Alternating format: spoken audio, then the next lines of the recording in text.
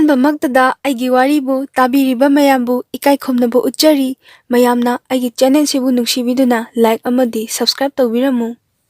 Comment ꯋꯥꯔꯤ ꯊꯥꯔꯛꯅꯤꯡꯉꯤ ꯀꯔꯥꯏꯗ ꯊꯥꯔꯛꯀꯗꯒꯦ ꯍꯥꯏꯅ ꯍꯪꯕꯤꯔꯛꯄꯗꯨ ꯗꯦꯁꯀ꯭ꯔꯤꯞꯁꯟꯗ WhatsApp ꯅꯝꯕꯔ ꯍꯥꯞꯆꯕꯅꯤ, ꯑꯗꯨꯗ ꯊꯥꯕꯤꯔꯛꯑꯣ ꯍꯥꯏꯅ ꯑꯃꯨꯛꯀ ꯍꯟꯅ ꯅꯤꯡꯁꯤꯡꯖꯔꯤ꯫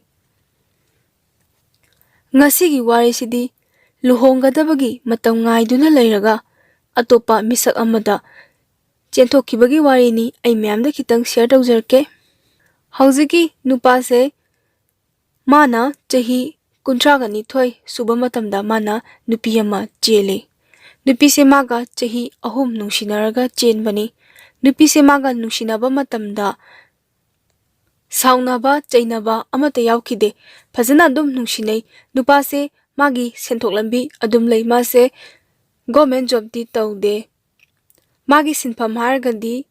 ꯉꯥ ꯌꯣꯛꯄ, ꯌꯦꯟ ꯂꯣꯏꯕ ꯑꯁꯤꯁꯤꯅ ꯃꯥꯒꯤ ꯃꯄꯨꯡ ꯑꯣꯏꯕ ꯁꯤꯟꯐꯝ ꯑꯃ ꯑꯣꯏꯌꯦꯕ꯫ ꯁꯨꯃꯥꯏꯅ ꯇꯧꯔꯒ ꯂꯩꯕꯅꯤ꯫ ꯆꯦꯟꯕ ꯅꯨꯃꯤꯠꯁꯦ ꯀꯃꯥꯏꯅ ꯇꯧꯒꯦ ꯍꯥꯏꯕ ꯃꯇꯝꯗ ꯃꯥꯅ ꯃꯥꯒꯤ ꯅꯨꯄꯤꯁꯤꯒ ꯎꯅꯔꯦ, ꯎꯅꯔꯕ ꯃꯇꯨꯡꯁꯤꯗ ꯃꯇꯝ ꯆꯥꯔꯦꯅ, ꯅꯨꯄꯤꯁꯤꯅ ꯃꯇꯝ ꯆꯥꯔꯦ ꯆꯦꯜꯂꯁꯦꯅ ꯍꯥꯏꯔꯛꯄꯗꯒꯤ ꯆꯦꯟꯈꯤꯕꯅꯤ꯫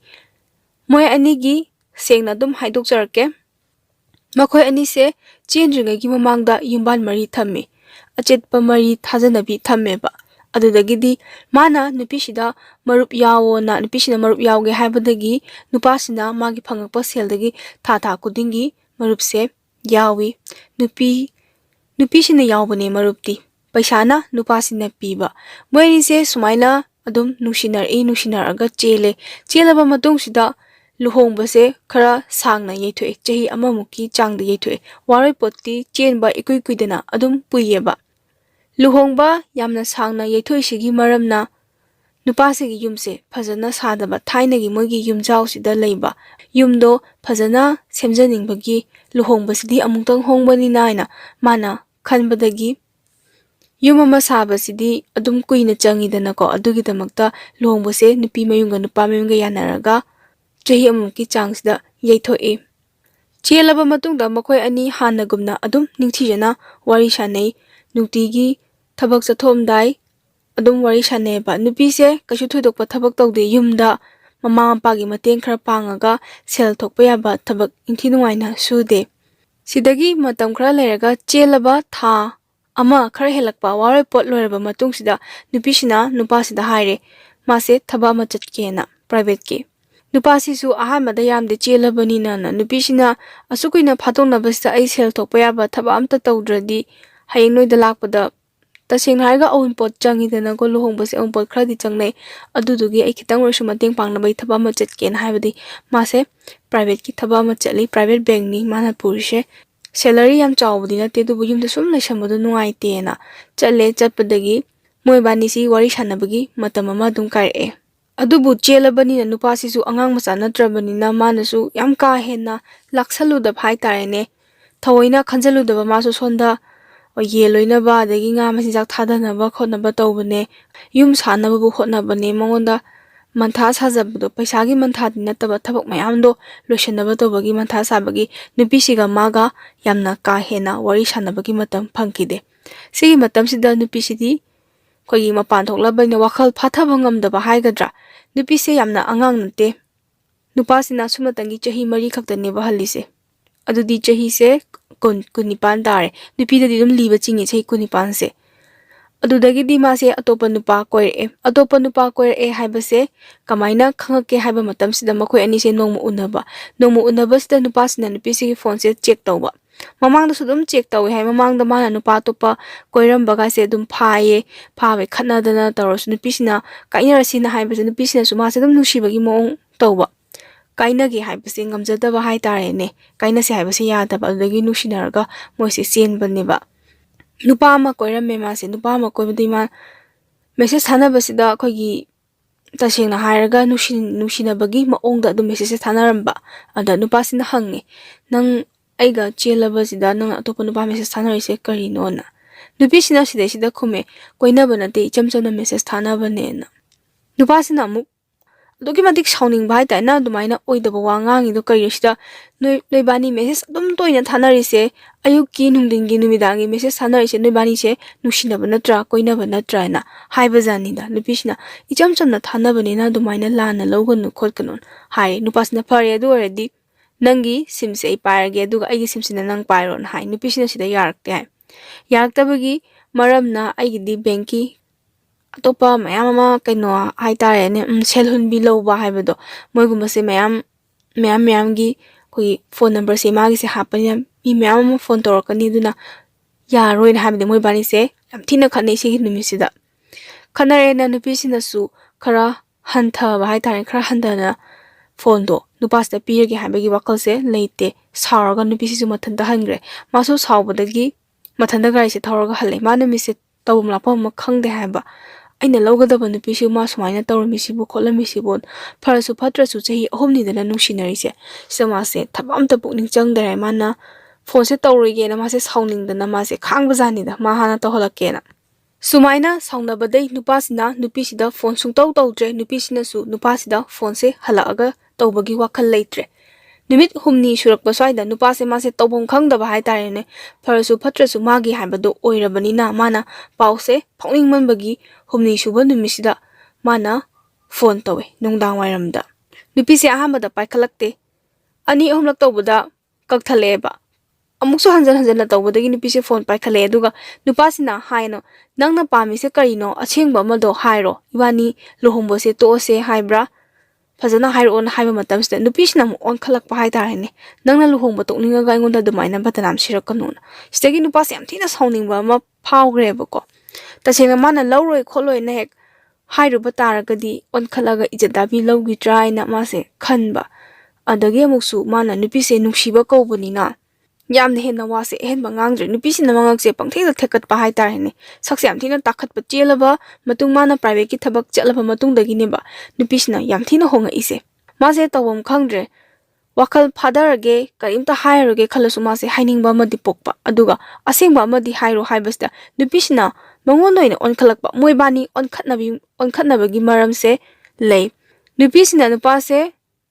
ꯋꯥꯔꯣꯏꯄꯣꯠ ꯄꯨꯈ꯭ꯔꯕꯅꯤꯅ ꯅꯨꯄꯤꯁꯤꯅ ꯅꯨꯄꯥꯁꯦ ꯄꯥꯝꯗ꯭ꯔꯦ ꯍꯥꯏꯔꯦ ꯈꯜꯂꯣꯅꯦ ꯃꯔꯝꯁꯨ ꯂꯩꯇꯦ ꯄꯥꯝꯗꯕꯒꯤ ꯃꯔꯝ ꯃꯥꯅ ꯄꯨꯛꯆꯦꯜ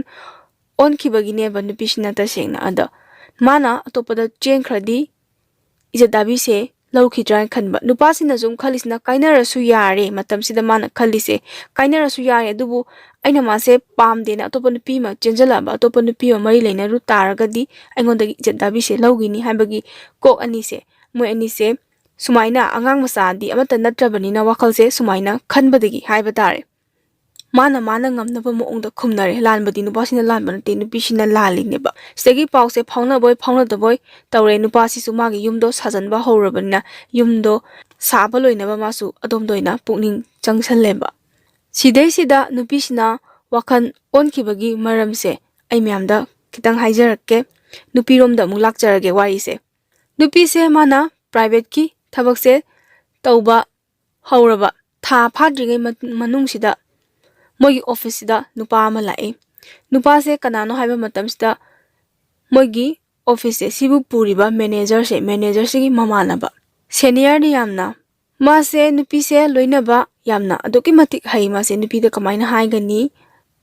ꯀꯩ ꯍꯥꯏꯅꯤ ꯇꯁꯦꯡꯅ ꯍꯥꯏꯔꯒ ꯍꯧꯖꯤꯛꯀꯤ ꯅꯨꯄꯥꯁꯦ ꯅꯨꯄꯤ ꯎꯕ ꯌꯥꯗꯕ ꯍꯥꯏꯇꯥꯔꯦꯅꯦ ꯅꯨꯄꯤꯗ ꯆꯪꯁꯤꯜꯂꯒ ꯋꯥꯔꯤ ꯁꯥꯟꯅꯕ ꯌꯥꯒꯗꯕ ꯃꯤꯗꯨꯅ ꯍꯦꯛ ꯃꯑꯣꯡ ꯌꯦꯡꯕ ꯌꯥꯔꯣꯏꯗꯕ ꯃꯤꯗꯨꯅ ꯍꯦꯛ ꯇꯣꯛꯊꯣꯛꯄ ꯑꯗꯨꯒꯨꯝꯕ ꯅꯨꯄꯥ ꯑꯣꯏꯕꯖꯥꯠꯅꯤ ꯅꯨꯄꯥꯁꯦ ꯌꯦꯡꯕꯗ ꯄꯥꯈꯪ ꯌꯥꯝ ꯃꯥꯜꯂꯤ ꯌꯥꯝꯅ ꯁ꯭ꯃꯥꯔꯠꯁꯨ ꯑꯣꯏ ꯌꯦꯡꯕꯗ ꯅꯨꯄꯤꯅ ꯉꯥꯎꯗ ꯁꯛꯇꯥ ꯇꯥꯏꯌꯦꯕꯀꯣ ꯍꯧꯖꯤꯛꯀꯤ ꯅꯨꯄꯥꯁꯦ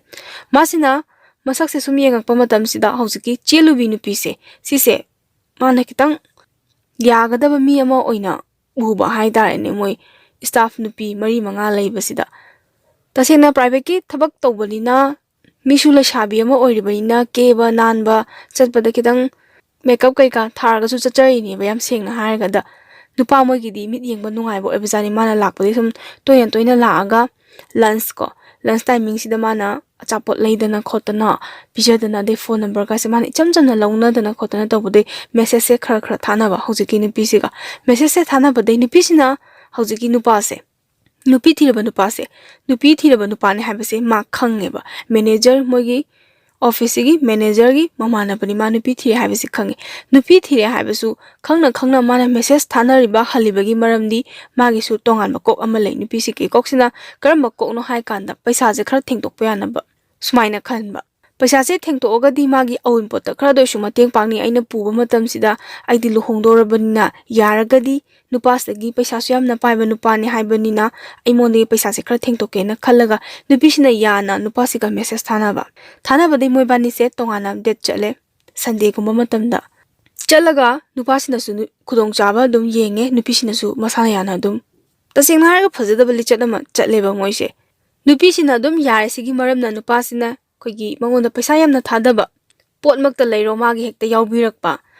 paisa se nupisina su puge khotke habda kaitobai pudoino se lawona dum piba adudagi di moi bani gi wakal se phathaba ngamdre taseng haraga nupisina su ai mangonda atombi orsu ojerage kaina khalakpa haibadi paisa do mana cheluba nupadagi di hojiki nupasina hena yamna paiba oina uba paisu paineba paibani na ai mangonda atombi oina leresu lerage kainaga khanba janida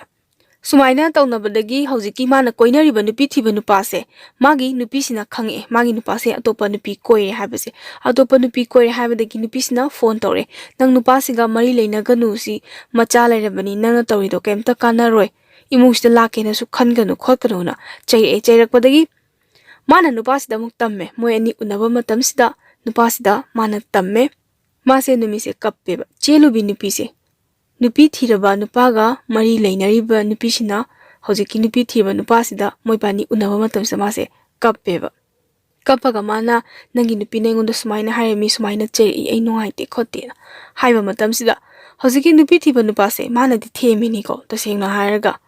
themini nang aina ngasimak pusalasu ngammi tasengna nangi waduma phajana wa loishanago aduma loishanardi ainangbu tasengna lawge khotke nangi damakta ai lerisidi kholisidi haraga mogi leinabam thokpa maridudi dum leinare swagi matang sida nupisina mukhalle chelubi nupisina ko maina haisibu chumira lalira haibagi wakhalama magi koksida khalle ma angang na te chehi kuni pan surabani na wakal se khanthaba ngameba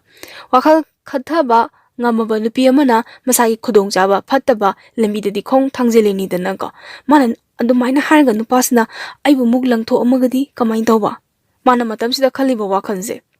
tasengna mana lawriba nupisi khaina halaga ai magi manakta leidi ai samna nungai doini sini mana khalise nupisiga maga wase prag lotion halaba aduna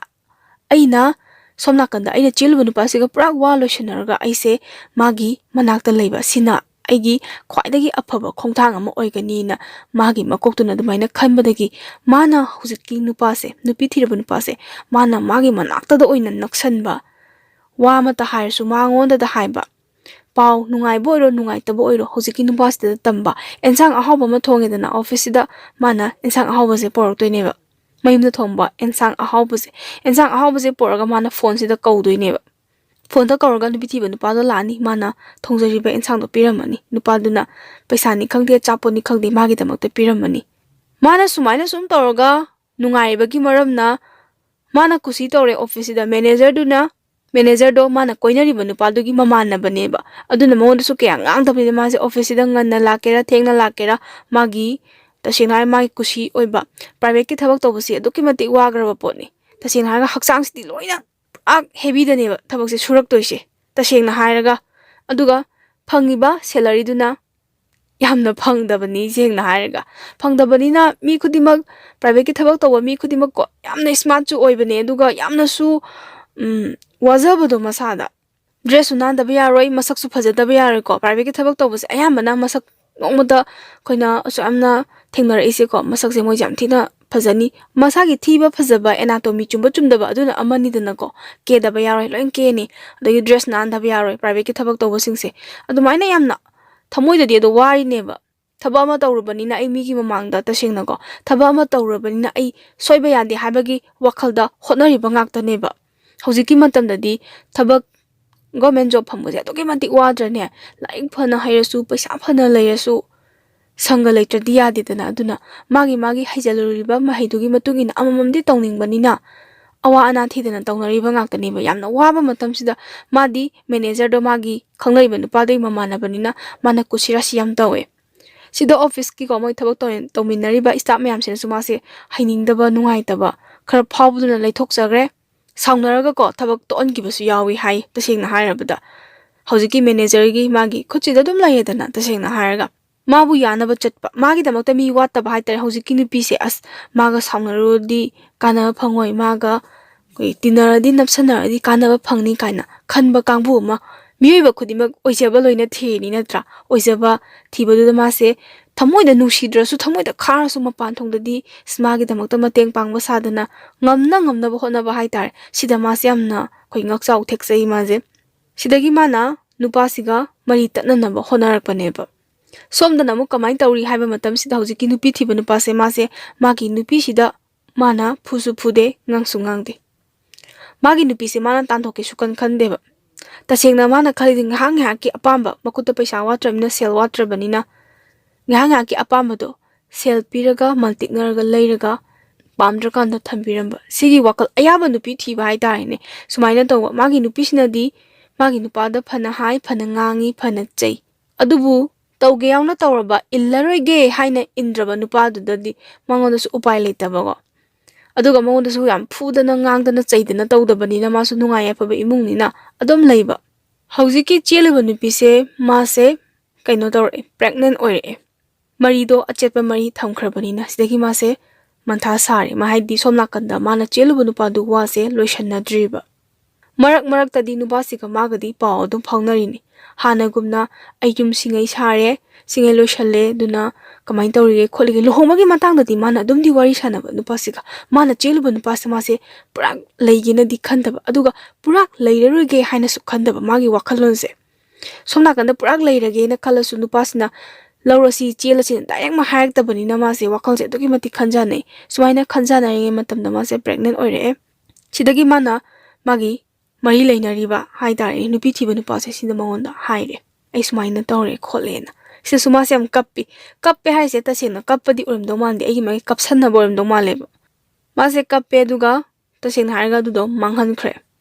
nupi masana su ado migi miyamgi mamangda puthokningdaba nupasina su puthokningdaba nupina puthokningdrigi maramse sisina mase chelurabini duga topan pa main tawbudu phajadaba potnidana go adudagi mana lekai miyam mang khangdringida dum mina khangdringida dum manghan ki bai tare ne sengna sigi matam sida nupi se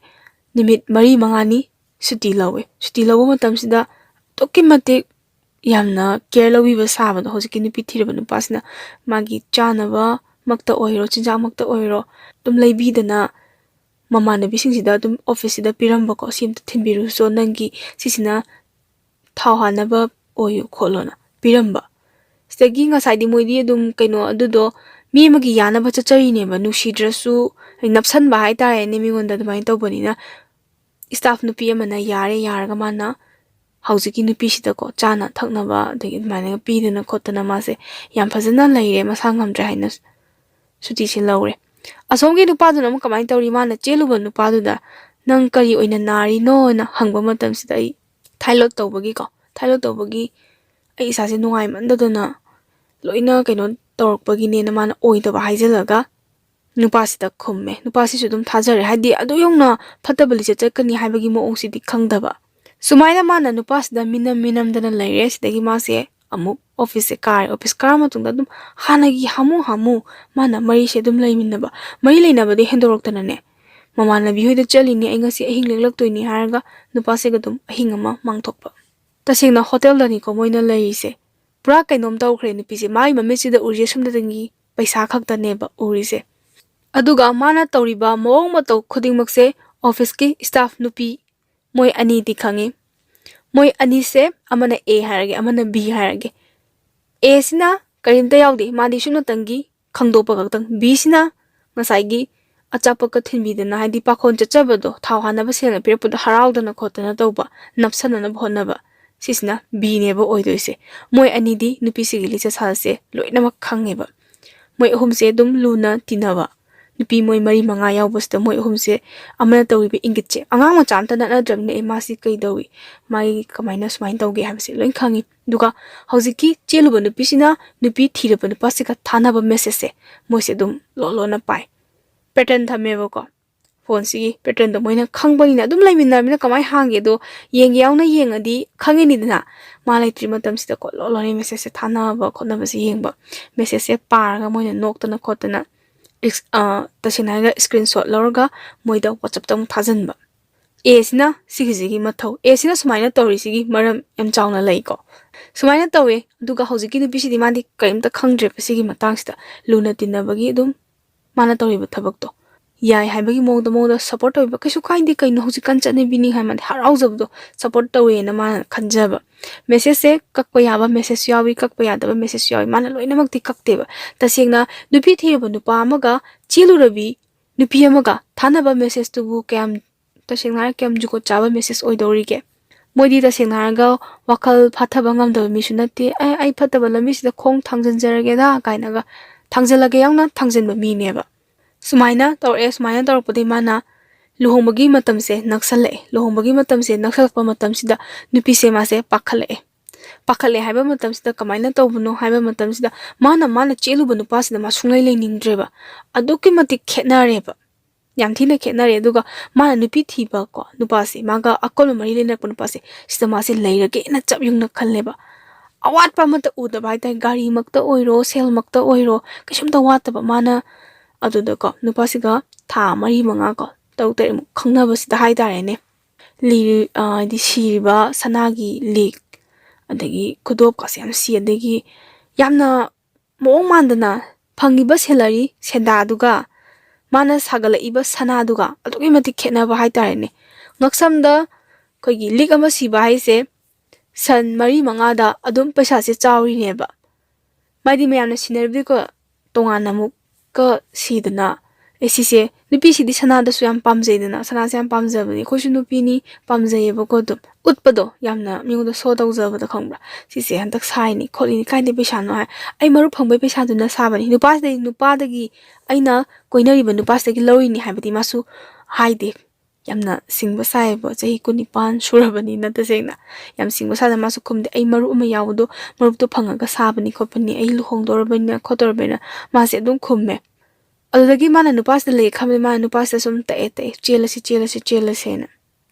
nupi thiba nupas na di yaraktre karigi yadrino haiba kasda mana nupi se lauge khande madi koige khanmane ba ngaktangi tasingaraga nupi singse mana nupi ma khaktana te maguma nupi amadi parmana matangna daine yai thakta tawba kongon gumne na banglaung kai graga loi adugum boina oibajani da ngaktangi ni nangdi na maina khalaga mana adumakti nupi sida haidaba matam khra ngayu ai nupi siga wa amta loshanagi ge khotki nang matam khra di ngayu nupi snam haire ai matam do ngaiba ngamor ai luhongbagi matam naksalaen nupasna muk khummi luhongmodudi paisa selung kitang phakta haga mu yai thokba yaba dubo nangna chelu nupa do ga yanaradi yaraga lori kai dorge adui do mutna am tha sai do kari no khotkino na dumain haibazan moibani se wari di kya sanade nupi thiba nupa oribani na wari sanabagi matam se kya phangdaba duna message se yam toina thana pamuse nasagi nupi ani yawidana nupi a se sisina screenshot lawraga mangon thajan basina magi matau mama nabi sigi ko hojiki nupa chelu rabi nupi se sisina nupi thiba nupa daga koina ba moibani gi message se ana pattern do khangbani na hangtoga screenshot lawraga mangon thajan basina a se sisina magi matau oye phana yami message thajala ise message thajala ise haigre screenshot lawraga whatsapp ta thajala ise sumaina tawbadai nupi sina nongma plala masile chelu bi nupi se sisina plalam sile mana nupa se unase na haire nupi di nupa se unase na haire madi nupa se chelage na khalleba hamo amta unase na hai nupa sina hoi yai unase haidi kamai unase haina kholsa bani hane dumaina ai imana biyo thaba male haina khomage do bani hotel da lerasi sinida haise nupi thi banu pasu kitang chingnar poto maje luhome ya naksale ingonda haidi hanbang amoroga haidi asai bera tane duna e dorsi ai unaba masila age da unarasina haiba janida nupi se yare makokse amamamni ko sanari se moibani ge amana sunglaw lawrege khanba nupi thi banu pasina chelu bi nupi sina aina oda namdana layani sineba khalli se segi unaraga moibani se igi phatabali chato tasingna ko phatabali chato chale chala nupi sina ai hanbanga moroi sinida hanba ngammaroi na haibadagi nupasina adumaina magi themam tokpodo theme thembadagi yadre nupise hanu su ngammaroi nupase mantha sare sabadi nupasina yam themnaba khonaba nangna pama paisa ya du pige khotke da pige nangna pama paisa hayo haibada nupise amu hena thakat khraba maji paisa jibu kyamu yam leiba jano mana sumaina dawraga ko mai wakalonda kalisi mana sumaina dawrani ma paisa yam leiramgani ai mongoda leitaba yade na ai khobam numsida nupase tamnaba yade si magi wakalsida adumaina khalaga namdana khanadana chainadana tawbadagi moise theng han nupisna hanba ngammaroi ai hatke su hato ai hanba ngammaroi na haibasidagi nupase upai letre nupise chele hawjigi nupisina cheluba nupa gundo mana ahama chenjeruba nupado sisida paula luhong gadaba tha ama makhai mukta ngaire haiba tha ama makhai mukta ngaire yumsisu saba loishale ayama loishalaba saruko yam thaba yam china matamse chengre na paula ahing sida paula paulak pasina kanana mangonda haibirake haiba matamsida khoi ngasagi nupi a do thabak tawminaba nupi a sina message tharakpadagi mana mu phone toksama de wari sanare nang kamai khangino kholino na haiba kansida sumaina moi mari leinaba kuirabani kholabani na adagi aina mu wa ma haijarake ko hojiki a sina nupasigi number je kamaina khangino na wahang ama lae boko aina palhaudragadi sise kamaina la ino semjan sajalaga liba wari ra kainaga amuka haibire eba dasenga nungai tabagi aina sigumba se hapjabane hapada wari koitho haina lobi ganu tasenga kogi semjan sajalaga liba wari mangibado yam nungai jadabdo engonda adagi engonda wari thabire eba minasu nungai jaroi dabdo comment to paraga ko adugi tamaktain haijabani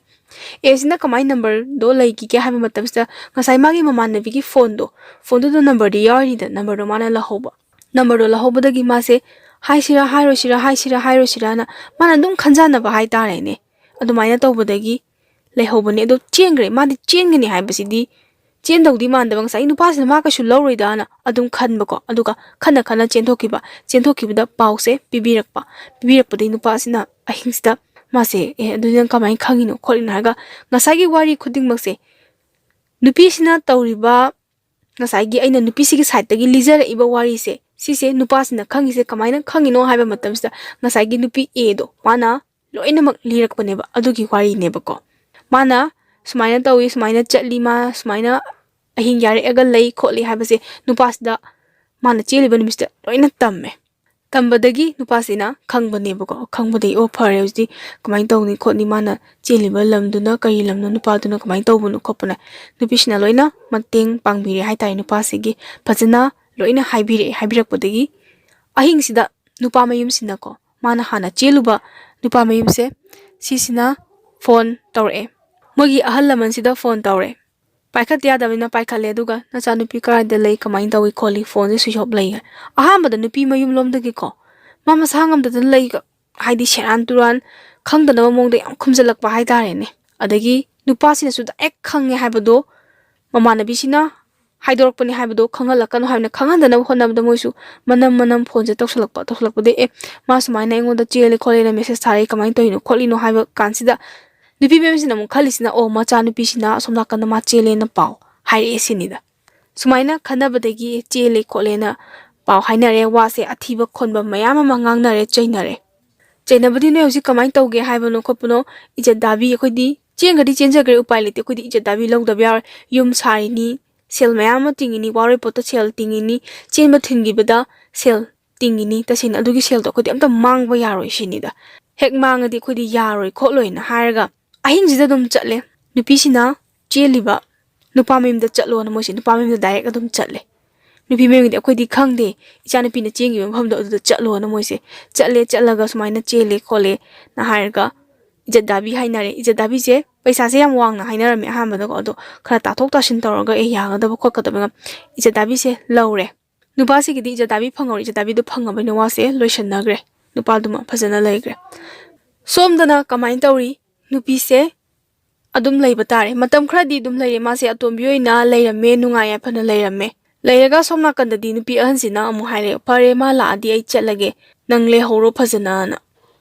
aduga aigi phangpham thokpa aigi saruk tudi piro kholona nupasi su macha dudi nungshirine batasina magi macha singdudi nungshirine aduga somda nupi ahansigi yamna support na ko magi mane makusna macha nupa se mana pusalaiba atombi se ma se yadeba mi gidi masu lairabani